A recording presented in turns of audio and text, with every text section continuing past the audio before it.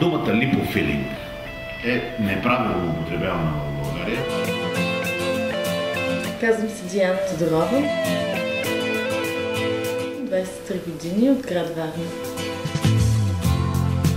Реших да дойда на консултация, да видя дали съм подходяща за тази интервенция. Всъщност става въпрос за трансплантиране на масна тъкан от една част на тялото в друга част на тялото. Тоест, ние вземаме масна тъкан ваша от долната част на корема, обработваме по специален начин, след което живи клетки инжектираме, т.е. трансплантираме в областта на устните с цел тяхното увеличаване. На монитора може да видите инструментариума, който се използва, оригинални канули на доктор Колман, американски естетичен пластичен хирург, човекът, който най-много е работил по този метод. Той дори носи неговото име – липофилинг по Колман. Операцията се извършва в обща анестезия, т.е. вие спите, нищо не усещате и нищо не виждате. В областта на корема няма да имате никъде белег от събирането на масната тъкан.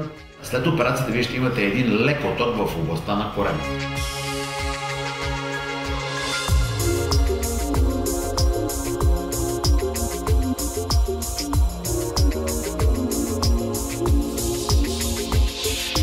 Вземането на масната тъкан, харвестирането, се прави с сиринч техника. Масната тъкан, която ние сме взели от вас, тя е готова за центрофугиране.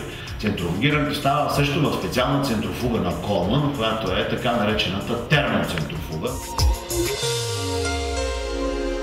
В продължение на 4 минути масната тъкан, която излиза вече центрофугирана от тази машина, тя е разделена на 3 части.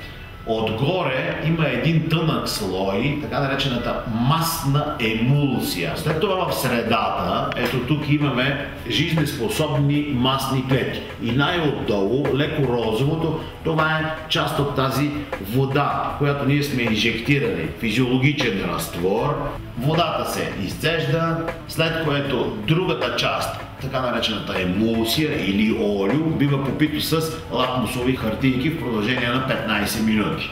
След като обработиме материала, се получава неговото инжектиране. За целта се правят съвсем малки разрези в двата ъгъла на устните. Тези разрези, след което се зашиват с един много тънък конец 7 нули, след това не остава абсолютно никакъв белег.